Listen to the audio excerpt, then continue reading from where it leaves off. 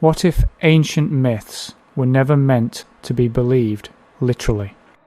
What if they were never fairy tales or primitive guesses about the world, but something far more practical? A way to remember, a way to survive, a way to pass knowledge forward when writing did not yet exist. Long before books, before institutions, before authority as we know it, humans used story as memory. And then, somewhere along the way, something changed. For most of human history, knowledge was not stored in libraries or databases.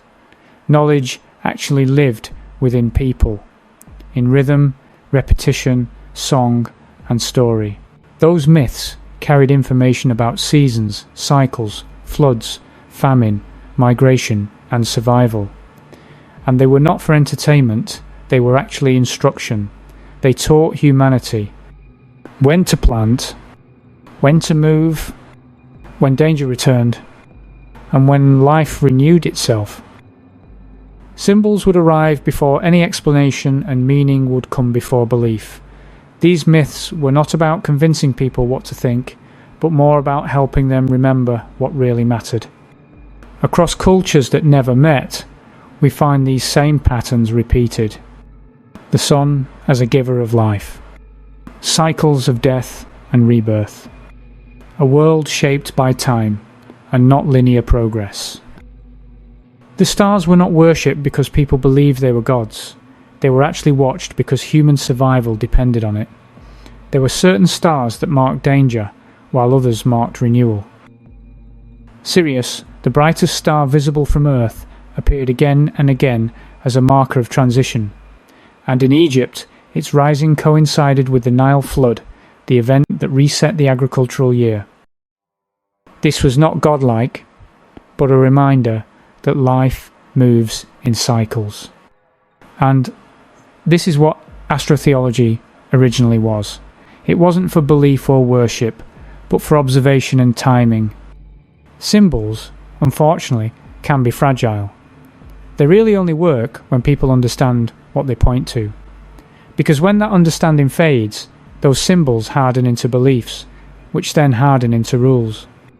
And rules require authority to enforce them. So, these stories that once carried meaning started to begin to demand obedience. And when metaphor becomes literal, the cycle becomes prophecy and guidance becomes a command. Unfortunately, when that happens, something profound shifts. The meaning no longer lives inside people as it should. It is then managed from above.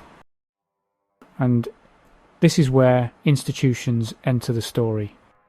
Empires would not invent belief from nothing. They would inherit it or even steal it. And through that, they would organize it, standardize it, and weaponize it.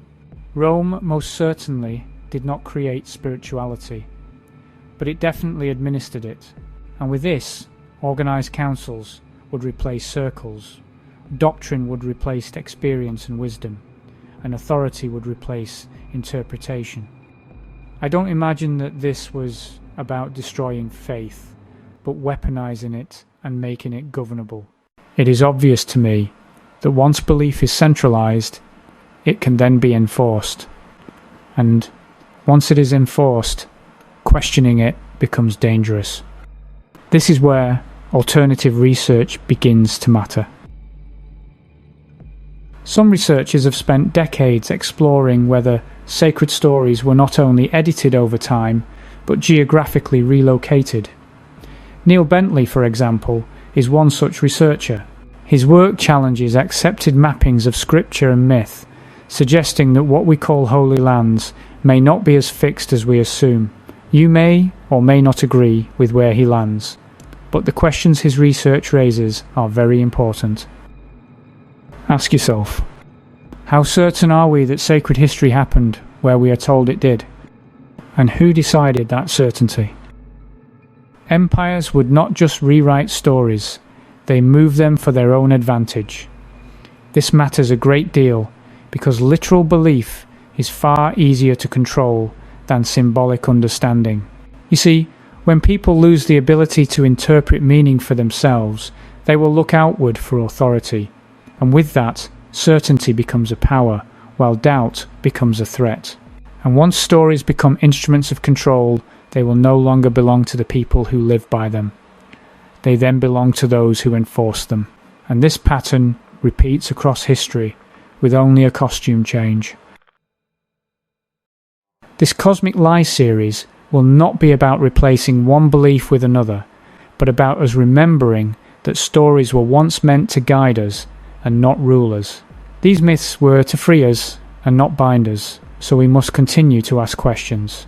We must continue to point inward and not upward or outward. I don't expect you to reject anything or accept anything I say either, but try and notice the patterns. And do not be fearful to allow questions back into the room. It seems clear to me that once myth becomes authority, remembering becomes an act of quiet rebellion. And now is the time for rebellion.